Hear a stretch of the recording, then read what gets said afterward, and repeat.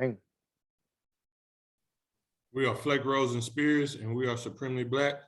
Happy New Year. Welcome to 2022. For our supporters, our listeners, and everybody who tap into us, we wish y'all had a happy holidays and a safe holidays. And we're just happy to see y'all in 2022. How is y'all New Year been so far, fellas? Man, I'm just I'm glad I'm out of lockdown. You know what I'm saying? I had an ice box where my heart used to be. You know what I'm saying?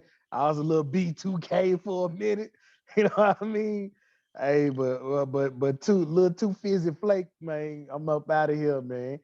So I'm feeling good, man. Even though I was on lockdown, still brought in New Year's with the fam from a distance. You know what I'm saying? They just standing in the doorway taking shots.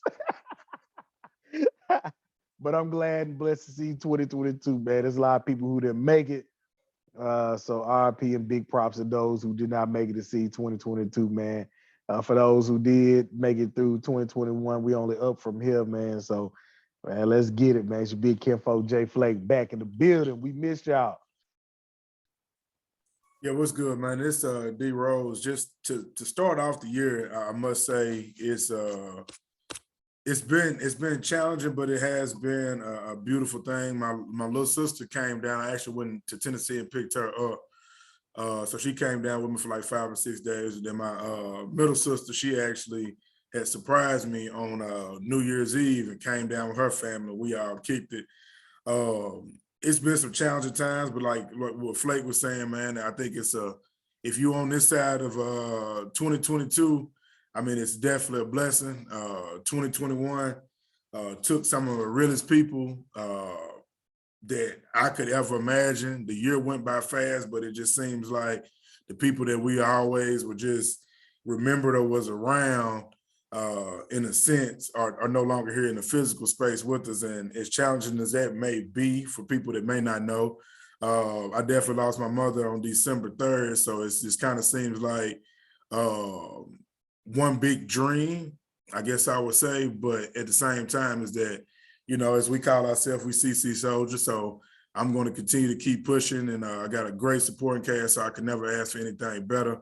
But everything hasn't been golden, but I'm blessed. And like I will always say, as long as I'm here to make that decision or see that sunshine or does rain, I can't complain, to be completely honest with you. So everything is everything. How's everything been for you, Spirit? Everything's been good. For the most part, like you said, for me, I know with you going through what you went through, and then, you know, AJ, my partner AJ, was going through some stuff or whatever. I had the real battle of like, how do I support? Because I know how me, you, and AJ are.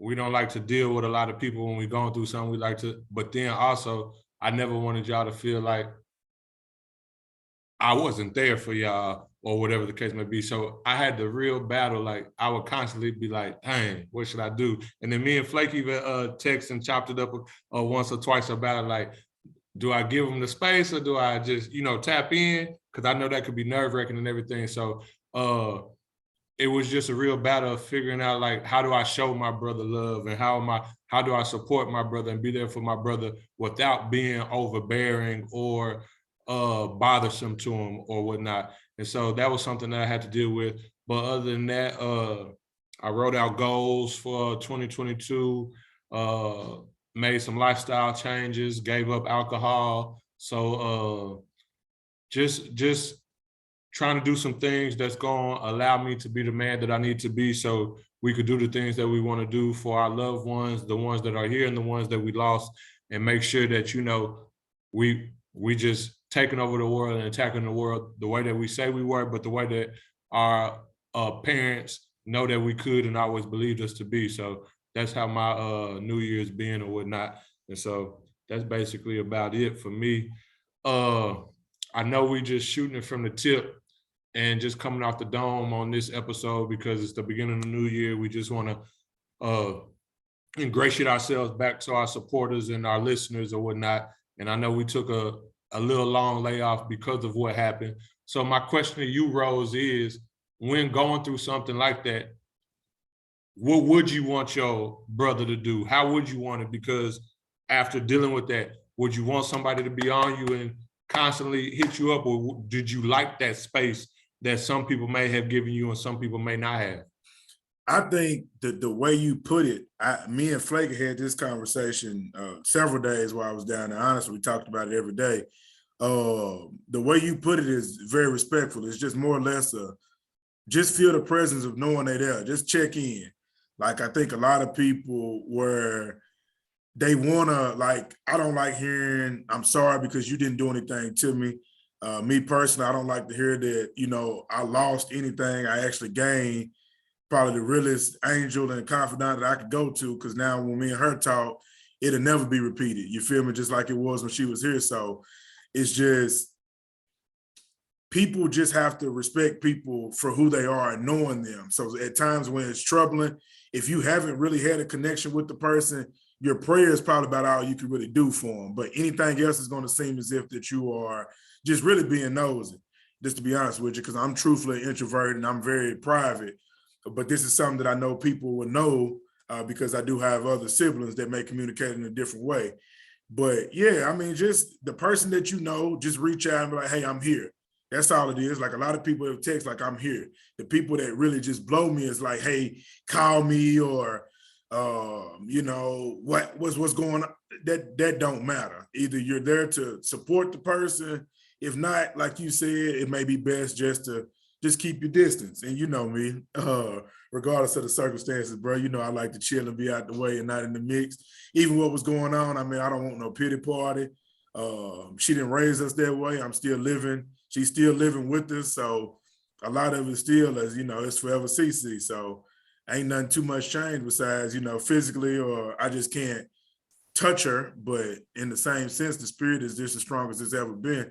So like you were saying, it's really just up, but just support people that how they ask to be supported, and don't force your way onto people, because I think that's the biggest turnout. And I'm outspoken with letting people know that, but a lot of people may not be, but I'm telling you, that's how they feel. Like, just let me handle it, bro. At the end of the day, I got you anyway. Yeah. Yeah.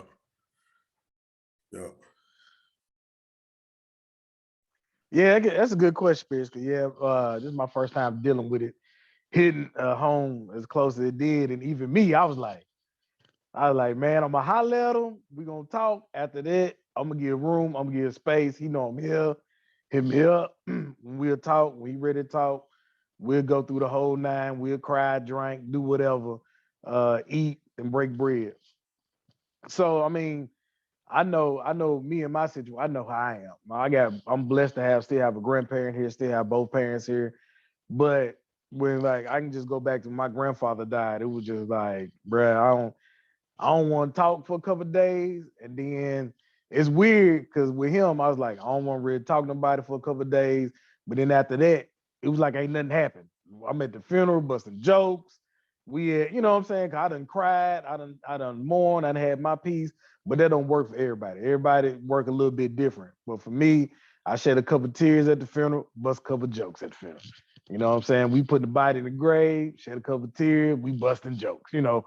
And for me, it's just when I do pray on top of talking to people, I just wish everybody just remember it's a sad time when somebody leaves, but I just pray to God or whatever you believe in that, hey, you know, just remember the good times you had, the times put a smile on your face, the laughs, you know what I'm saying, all that good stuff. 'Cause one thing for sure, I ain't gonna never forget a CC laugh. Man, we'll be cutting up, kidding back, talking all type of shit. She busting out laughing, calling me a fool and everything else, man. And it's, man, them the times I remember for sure, man. I ain't gonna never forget her being extra loud, and that's just stuff that warm your heart up. You feel me? So, man, but yeah, you just got to work with caution. Just never everybody react different. I've seen 100 ways of people mourning. You know what I mean? Some people upset the whole time. Some people just real quiet and distant. Some people real clingy. I mean, you just never know until that situation happens with, when nobody ever want that situation to come across, but one day everybody got to face it. And man, you just gotta, kind of just put a little birdie out there and just see what their reaction is, and go with your feeling after that. You know what I mean? Now I feel you, because that's exactly what I did to Rose, because I already know how he is, but then I know how he felt about his mama. And so it was just like, just let him know I was there. And I'll tell him, sometimes the text might be a couple of sentences, but sometimes be like, I'm here, bro, if you need me. And that's all it would be. And, he always responded. So the response is the best thing. I guess that's what kept me in line. Because if I didn't hear from him for a day or for a minute, then I'll probably be tapping in like, what's up, bro? What's up, bro? Like making sure he good. Because I also know how dark we could get sometimes just in dealing with situations like that. And so as long as he responded, I was good. So I could give him the space that he needed. But I just know going through that, everybody feels differently. And sometimes people do feel abandoned by loved ones or friends when they're not constantly tapping in. But again, sometimes people are really just trying to give you that space to mourn, because they can't mourn for you, but then they also can't relate to what you're going through, because that's only a special bond or a special relationship that you have with that person. So I just wanted to ask that, because again, I'm blessed enough to have both my parents, but I know if I ever lost my mama, definitely, I really don't know. Y'all would have to check in with me. Bro, yeah. Y'all have to check in with me Constantly. constantly. That's tough. That's tough. But I say this, ain't nothing wrong with doing this too. I ain't even tell him I did this, but I talked to a couple people like, hey, if you see him going down that dark path, he ain't gonna call me, but text my phone. I hit my wife up because you got her number. She'll let me know. I'm hitting the phone. You know what I mean? So ain't nothing wrong with doing that either. I say this, D-Roll, man, you love by a lot of people, because a lot of people now on the Spirit. I chopped up with Spirits. I chopped up about 2-3 other people. They were just like, hey, you know what I'm saying? I'm reaching out through you. You know what I mean? I'm gonna just put a little bird out there. And I'm like, it's cool if you do that. And said, but if I'm needed, like he's saying something, we need to bond together, brothers. Hey, make sure you hit my phone. We'll all tap in on the phone line, or we'll all make a trip, or we'll all do whatever is necessary. You know what I mean? So it was good to see that and hear that, man. Yeah, that and to everybody, like honestly, it's our love, and I just appreciate y'all knowing of who y'all was dealing with. And just even though with this, just still know I wasn't I wasn't just all mushy and needing to talk to people. It's still I'm still the same person. You know what I'm saying? It's just some shit just gonna be with you, man. But it's our love. Like I really do appreciate it. The distance, and I also appreciate sometimes the overreaching out. But then I also knowing the right people to reach out to just for them to tap in so they can get back with you. Like, nah, he's straight. He just had to wait for a minute. You feel me? So that's a blessing within itself, honestly. Yeah. Oh yeah. It's always even without that. Even without this situation, and I ain't dismissing it by any means, but you gotta reach out to tap in with your strong people. You know what I'm saying? Your strong friends, sometimes any of your friends. Like prime example, while I've been, locked down a little bit, I was talking to a couple people I ain't talked to in a minute, just Happy New Year, how you doing?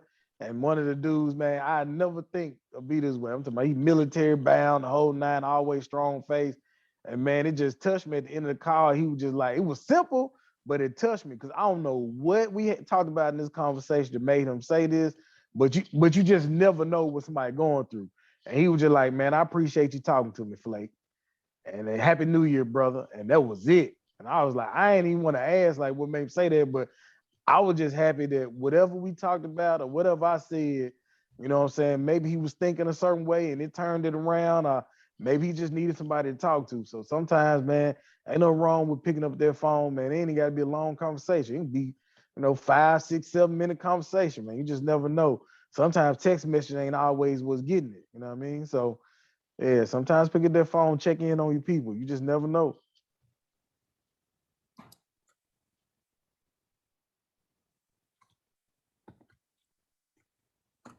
All right, we had some things that happened this past year. I think Spirits wanted to bring up.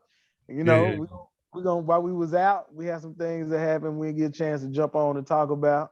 One of the things is, on down the street from us, Spears' alma mater. We're gonna talk about Tennessee State University, and we know we had for the basketball season, we had a famous player, as we make this trend of a famous high school player, as we make this trend from trying to get a lot of our number one basketball, football, baseball, track stars to choose HBCUs over going to predominantly white universities. We had Hersey Miller, Master P's son, signed with TSU and started his college basketball career off at TSU, which was a big thing in the city of Nashville. Is a lot of people connected with Master P on business moves and things of that nature. And it was just good to have a name like Hersey Miller join the team. And, and this type of stuff, we talk about HBCUs need, so we start filling the houses back up with these tickets.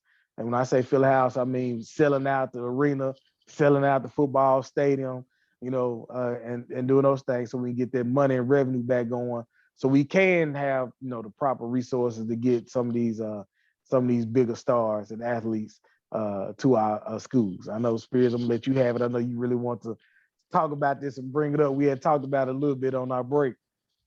So my biggest issue and problem is, one, everything that you stand on. And so, but before I go into the issue, I guess I got a question. If your child, and Rose, I know you don't got no children, so I'm gonna say your niece or nephew or whatever the case may be, said that they was going to a HBCU to support, and say, let's say you got revenue, you got bank, you famous, you got the whole nine.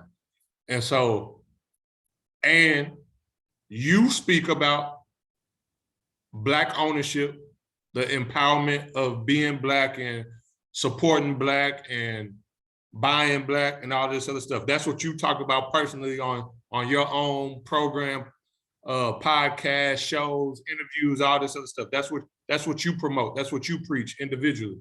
And your son goes to HBCU to support that, and then decides to leave because they say there's a lack of resource. Do you support them leaving because they're your child or because they're your niece or nephew? Or do you say, nah, you just can't run when stuff get tough or it's not like you like? Before I go into how I personally feel about it, I'm asking y'all, what would y'all do?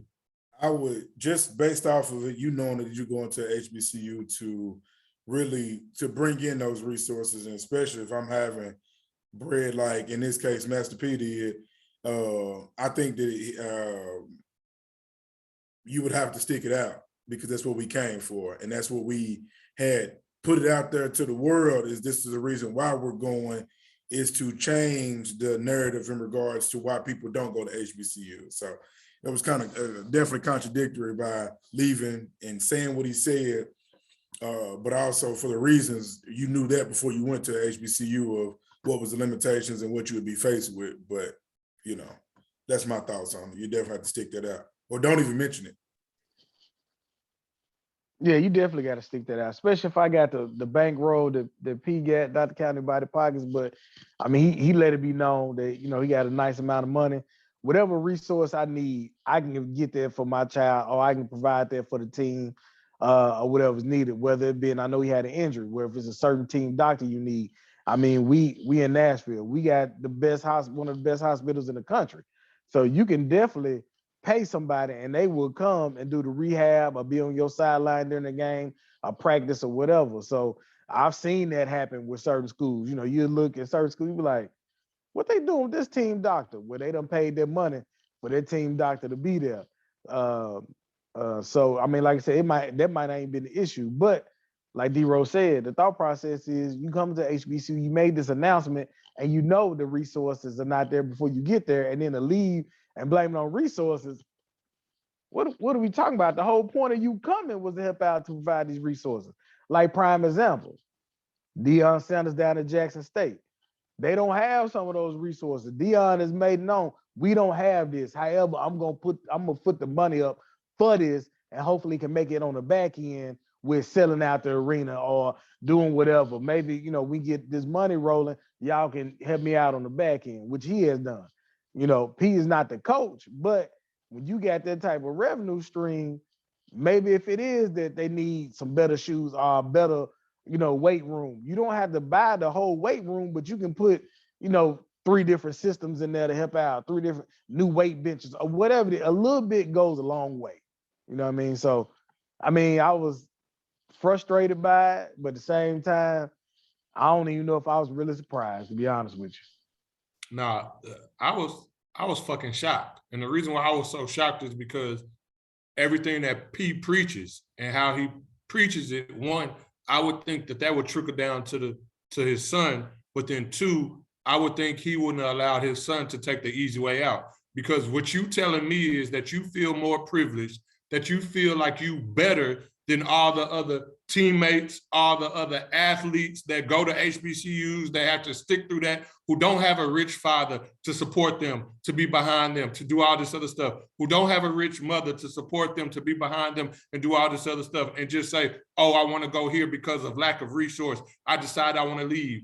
You telling me that you feel like you're better than them, and not better than them in the sport, better than them as a person. And that's the shit that pissed me off, that 1, you allowed your son to do this, but 2, that he even had the audacity to come out and say the shit that he said. Like, at the end of the day, like you said, Flake, if TSU don't got it, I know my daddy got money. Pops, set me up so I could go to Vanderbilt across the street and get some rehab done. Vanderbilt got one of the best medical facilities in the nation, or Meharry Medical, Meharry College and everything, even though that's more, surgical and doctors and all this other stuff, but still, you could go to Vanderbilt or Meharry. You could even go to Saint something down there on West End. St. Thomas. Yeah, St. Thomas. I think St. Thomas got the Titans also. So it's like you got the money to be like, hey, who the Titans doctors, sports doctors or whatever?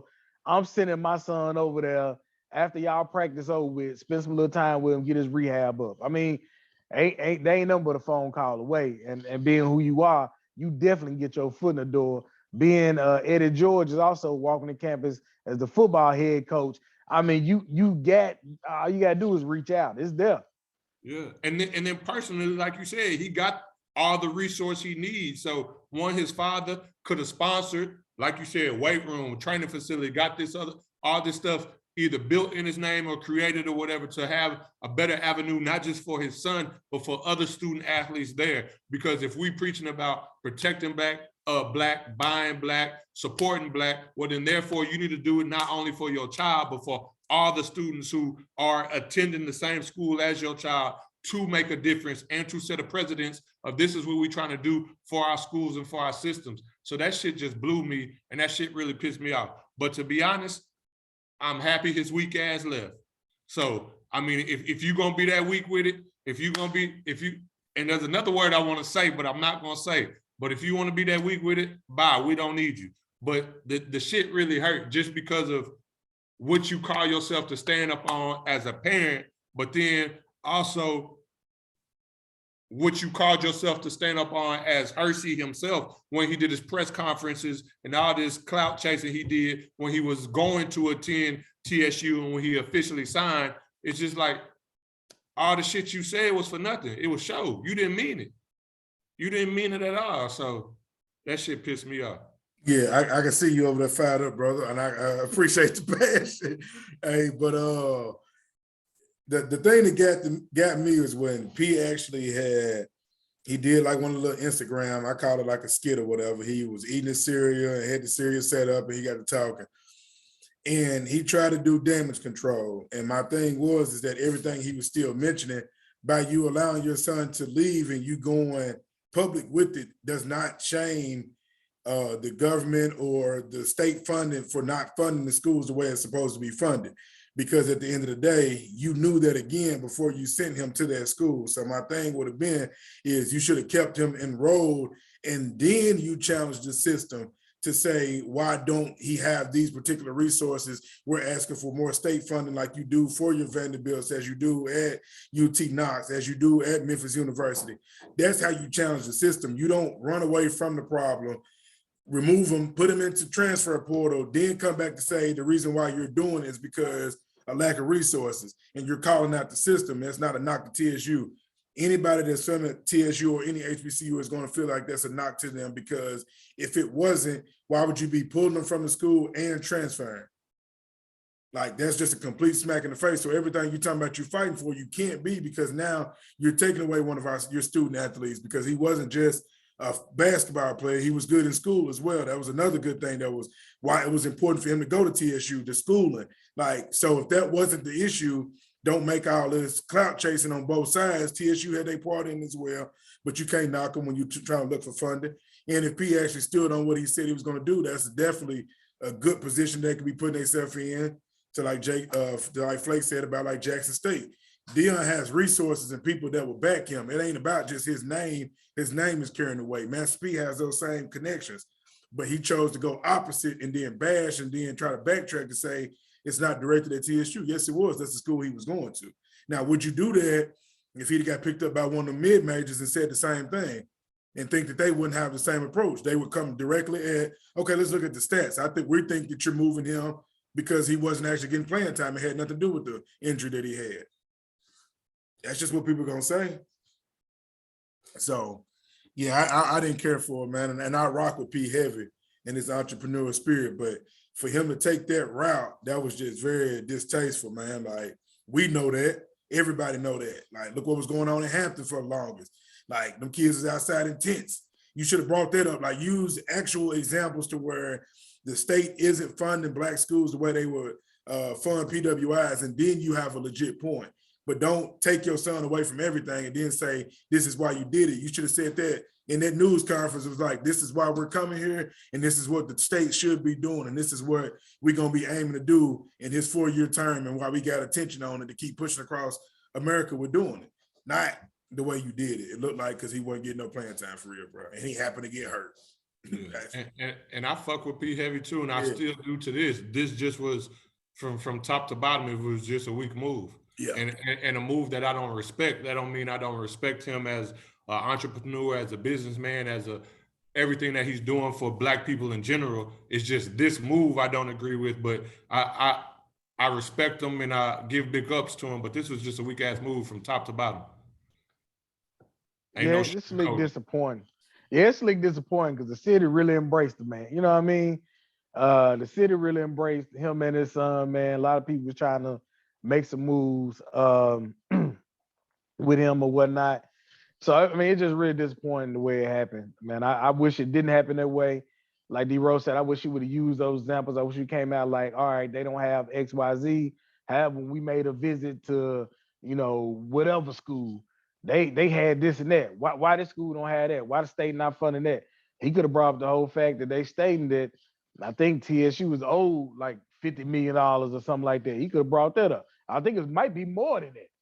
Well, how much is experience? I can't remember exactly. It's been a minute, so I looked at it. So I was just recently told this from like a big alumni person and everything when I was at the school. But again, don't quote me on this, but this is what they told me, that the state and the government owes TSU up to $250 million.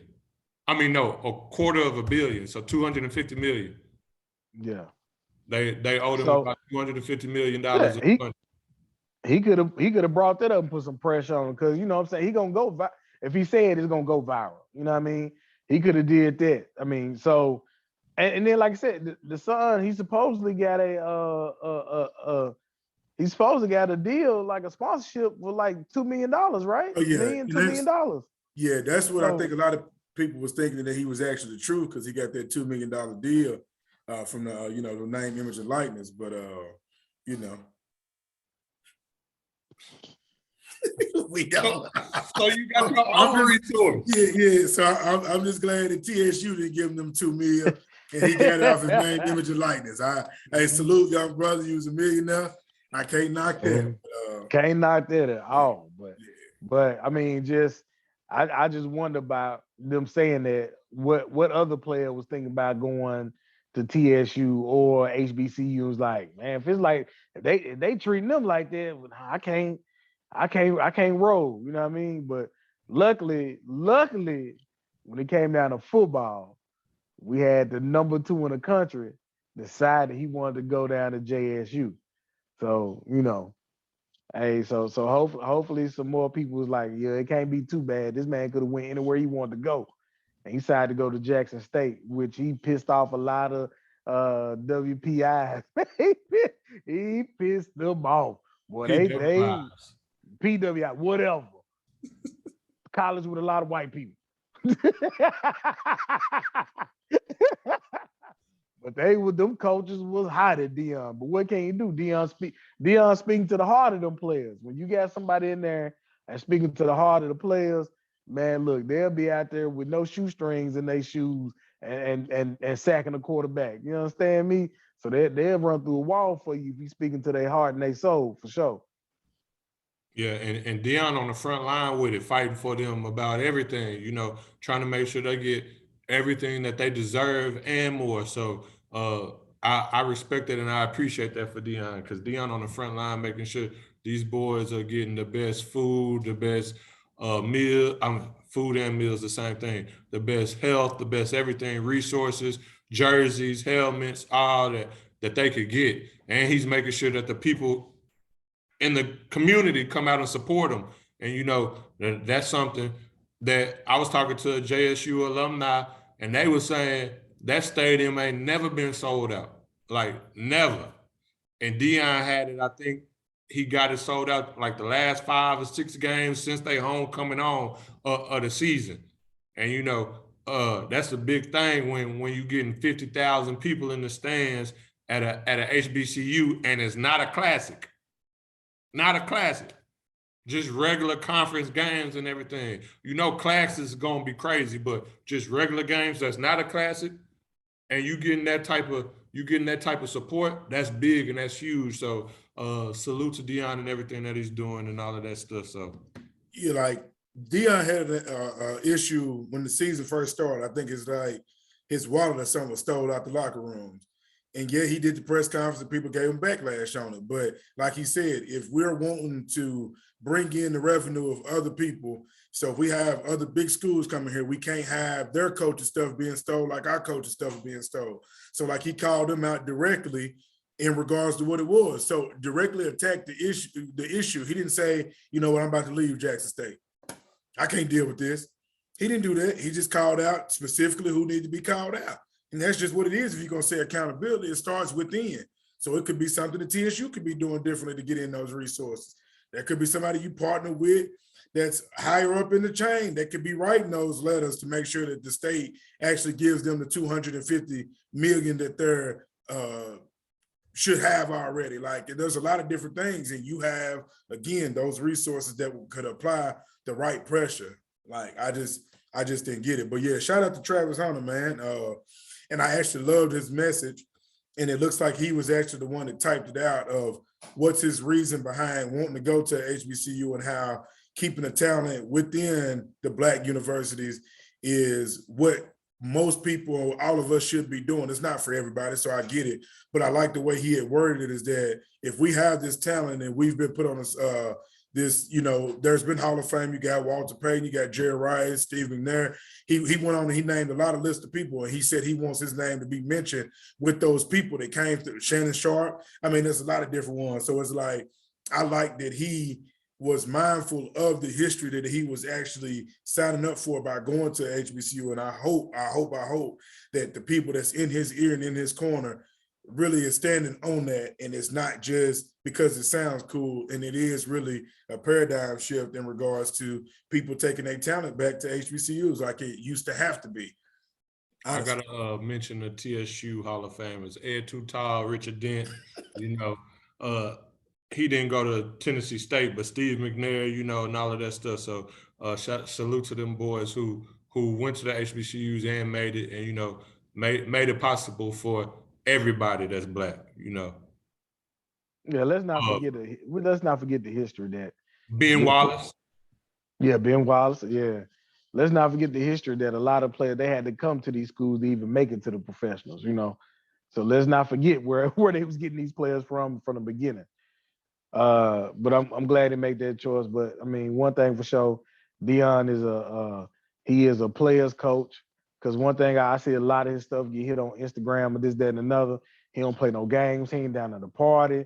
If you ain't focused, you ain't playing. But at the same time, he asking, "Hey, did you see your mama out there? I talked to her. You know what I'm saying? Did you see your pops out there? I talked to him before the game started. Like he out here talking to parents. He out here doing all that. So he really care about their well-being or whatnot. So I'm gonna correct you real quick though. He is there to party, but he's about business first because he let Dolph come in and turn that locker room up, and he be bumping and everything. So but it's about there to business party, though. but he about business first. There you go. There you go. Yeah, and shout out to what was it? Is it Hugh Jackson that just got the job? What was it at? The former Ray, Oakland, LA Raiders coach. Oakland. I don't know which one they were. And Cleveland Browns. And Cleveland Browns. Yeah, he had Grambling. Offensive coordinator and everything. So yeah, he been through the ranks. Yeah, so he had Grambling. So I like it that we getting some of these professional head coaches going back and coaching, you know, and teaching the kids, you know, this is what they're gonna be looking for in the league. This is what, you know, this is everything they're looking for. So watch out for this, that, and the other. So yeah, man, a big shout out. He came from Deion's coaching staff. Nah, he was on Eddie George's coach staff. No. Oh yeah, he was. My fault. He was on Tennessee State coach staff. Yeah, he came from Eddie George's coaching staff. Yeah. And one last thing with this, man, Deion brought in an old girl that was considered a sack chaser. Yeah. By far, when I tell you being able to relate to them young kids, these brothers have the opportunity to capitalize for once off of their name, image, and likeness. So for him to bring in a known hunter, that is the realest shit he could have ever done, point blank period. If that doesn't show you that he is connected to what's going on in the world, but also what his people can be faced with, hey man, salute to him, salute to everybody that's coming into the HBCU. I hope y'all just continue to have that type of impact, but I hope that continues to go viral because that was a hell of a. I want to say she went to HBCU also. I mean, she might have, but what Deion's purpose of bringing her in was by far one of the best life learned lessons. Yeah, most definitely. And I like what she said to him too. She let it be known, like, if you in my DM for a reason. That's what all girls gonna think. So don't think it's a game. You know what I mean? So I mean, I like what she had to say too. I mean, I don't see nothing wrong with what she had to tell them. She was honest with them. I ain't mad at her. I ain't mad at it at all. But go ahead. Go ahead. I was gonna go farther, but we'll let that ride. Say what you gonna say. Now, I was gonna say, even though with some interviews since then, she kind of pulling back on, I ain't out here chasing and hunting nobody. I'm looking for real love, this, that, and the other. I'm like, man, what? That ain't the message you was sending earlier, though. All right, whatever. She might want it now. She got a meal ticket, so she might actually want love. She got. But let her tell her she wasn't looking for that meal ticket. She really thought they was gonna love each other, get married, and all that. So I don't know. Two sides to every story, man. Hey, absolutely. I ain't gonna say what Rose said. Maybe she had a New Year's resolution though, and so maybe 2022 did something to her. It might have, bro. It might have. New year, new her. Yeah. New year, new me. Old girl walking on the steps with the stuff in the trash bag. Yeah, new year, new her. That's what's up. Man, listen. Oh boy. But y'all got anything else to add before we close out our first episode of 2022? Nah, really just, I've been missing doing these recordings. The energy was definitely appreciated. Y'all just, for our consistent listeners and even our newer ones, just stay in tune. There's going to be a lot of different little twists and maybe some potential different little things that we're going to do with the show and with the podcast, with YouTube, all the social media presence. So, just stay tapped in, share with other like minds. And we look forward to 2022 being a hell of a year. Yes, sir. Yes, sir. Anything 2022 owe you as we get ready to head into it? 2022 owe you anything? Shit, I mean, I need everything back. You feel me? And some, but it's just really And honestly, it's like me and you had talked about it, and me and Spears have talked. It's just more or less execution and moving in silence, man. They just don't see it when they see it. And less talk and just more execution in the background. It's all work and no play. We'll be back to turn up and kick it in 2023, but I got to get everything I deserve for in 2022 though. Oh yeah, I'm getting it back in blood. And I don't mean that in the Pooh Shiesty way. I mean in blood by hard work, sweat, and tears. You know what I'm saying? We looking for bigger venues. We look. I mean, the song. We with you. We with you. Yeah. I don't want nobody rolling up on me. You gonna what? What big homie? What? Big kinfolk? What? What you? You gonna get out? Right. Nah, yeah, I'm feeling you though. Pulling up like Soulja Boy on the block, you know what I'm saying? Yeah. But yeah, man. But you know what I'm saying? We're looking to get this platform that we're on a little bit bigger, get a whole lot bigger, whatever, reach more people. We're looking to do that Camden, more venues, bigger venues. You know what I mean? 2021 was a blessing. I got a chance to open up for some comedians, you know, that I, you know what I'm saying, that I've been following for a while. So boom, we about to span, we about to blow it up. Keep on moving, by the blow up Supremely Black. Don't worry about it. The clothing is on the way. Y'all been asking for shirts and stuff like that. That's on the way. Give us a little time to rebrand. It's gonna be on the way. But you know what I'm saying? We're gonna make it happen. Oh, and I need to be down 30 pounds by May. I'm putting that out here right now. I put it on recording, so I gotta stick to it if I put it on the record. That's what's up. That's what's up. As they said, basically, we just out here to get everything that belongs to us. Whether it was stolen from us or whether it's something that we just want to take from somebody, and we out here to get it. So I do want to say this or manifest this. Be on the lookout for our first live recording with all three of us together in front of a audience where we're going to do a live recording of our podcast or whatnot. We're doing big things, and I will have to give the credit to who the credit belongs to. Rose is doing big things with our YouTube channel and everything.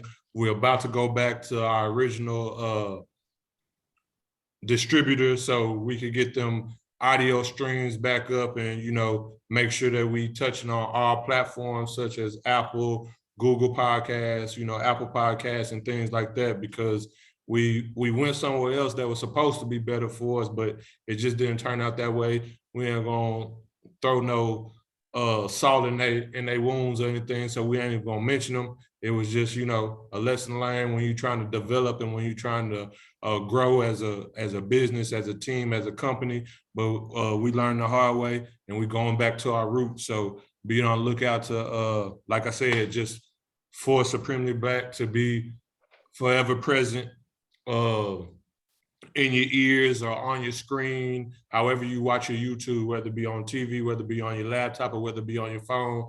Be on the lookout for that. Again, we about to get back on our audio stuff so you could listen to us while you drive, while you take a shower, while you cleaning the house as well. So we just out to get everything that's ours in every aspects of business, from Flex Comedy to our nonprofit to the clothing line and to other things that we got in work. So we appreciate y'all. We thank y'all. We hope that y'all had a blessed new year and that y'all continue to have a blessed 2022. Remember that can't nobody stop you but you. You are your biggest enemy. You are your biggest roadblock. So as soon as you get out your way, everything else will materialize for you. And so with that, anybody got something to say before I go into the Black Business Minute? Okay, so for our Black Business Minute this week is Cremalicious. Cremalicious can be found in Target where it's sold. It is a Black-owned ice cream company. And so, like I said, they're distributed in Target. Chef Liz Rogers is the founder, president, and executive chef of Cremalicious Ice Creams. She prides herself on being truly innovative with her whimsical 2-in-1 desserts that pair fresh baked pastries with homemade ice creams made with only the freshest ingredients. As one of the only African American-owned national ice cream brands in mass production, Chef Liz crafts her blissfully Southern artesian desserts by celebrating her roots and community. The award-winning flavors are inspired by Chef Liz and her own family recipes that have been passed down from 4 generations in the South. Cremalicious Ice Creams have a special way of engaging people with memories of their favorite childhood desserts while honoring the rich history of the South. Chef Liz reveals delectable new dessert perspectives and provides a culinary experience of Southern decadence that is unique, fun, and utterly delicious. Cremalicious is minority and woman-owned, and Chef Liz employs a diverse team while making a point to work with minority and female-owned businesses. She is diverse by her design and has seen the benefits from Cremalicious inclusive culture. And again, like I said, you can find them on, you can find Cremalicious in your Targets. You can also go to cremalicious.com or socremalicious.com. So SOCREAMALICIOUS.com to order ice creams or to order some of the things that, other things that they sell, whether it be clothing and different things like that. And you can check out their different flavors and brands so you know what you'll be getting when you be going to whatchamacallit. So for me, I'm about to stop eating Bluebell because I love me some Bluebell, but I'm about to check out this Cremalicious and see what it's about and what it's hitting for. So salute to Cremalicious.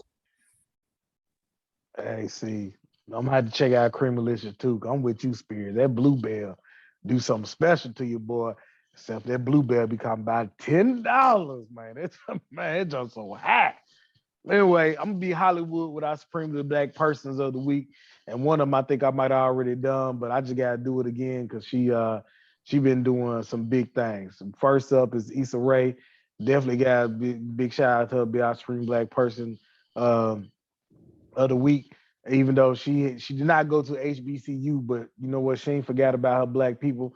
And you want to talk about starting from the ground up? She for real started from the bottom up with a YouTube channel, with a show, with low production and whatnot, and build up to where she at now with Insecure and doing a lot of other things and putting her Black brothers and sisters on. And she ain't shying away from it either. If you ask her, she telling you that's what it is, and she looking to put her Black people on, man. So big shout out to her for doing that. 5 incredible seasons of Insecure.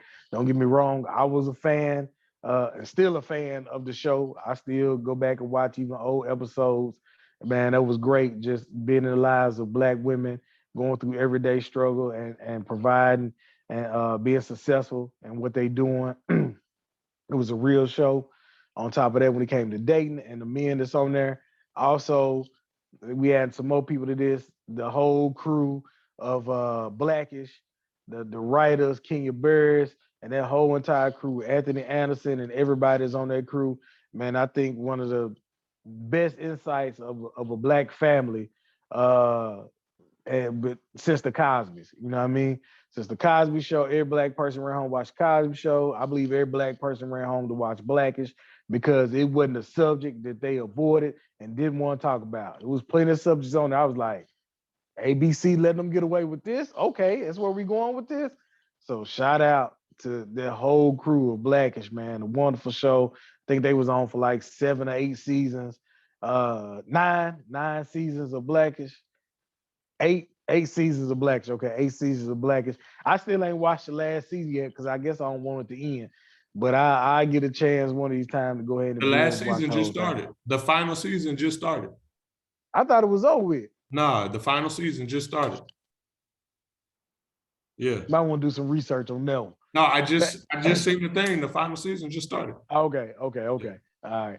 So yeah, big shout out to both of those shows. I went Hollywood this one. Usually I don't do that, but man, I just gotta give the flowers when we can, when these people here and they doing great things, because I know it's somebody out there that's a writer, producer, cameraman, whatever, that's a Black person, man, and you can be in these studios and doing your thing, man. So I know it's a lot of people don't think about the background. Yes, cameraman, mic holder, the whole 9, producing, sound guy. We need to get more involved to get in these studios and be behind the scenes also, as well as in front of the camera. We need to be behind the camera. All right. Yes, All sir. right. With that being said, man, welcome to 2022. Everybody have a blessed year. For all our queens out there, put your crown on, tilt that thing to the side. Let them know you are a queen. For all our kings, put your crown on, tilt that thing to the side. Let them know you are not 3/5 of anything, but we are supremely black. And we out.